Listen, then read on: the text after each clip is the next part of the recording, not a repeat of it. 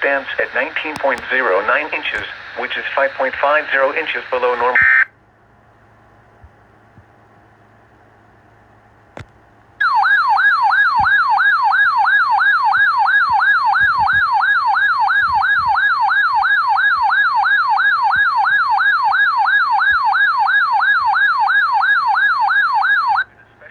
Warning for Lake Okeechobee until 6:15 p.m. Eastern Daylight Time.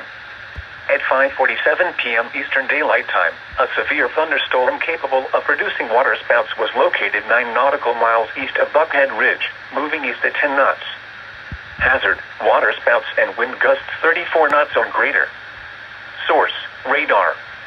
Impact: waterspouts can easily overturn boats and create locally hazardous seas.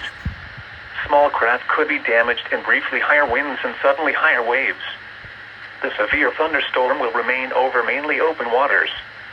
Move to safe harbor until hazardous weather passes. Thunderstorms can produce sudden waterspouts. Waterspouts can easily overturn boats and create locally hazardous seas. Seek safe harbor immediately.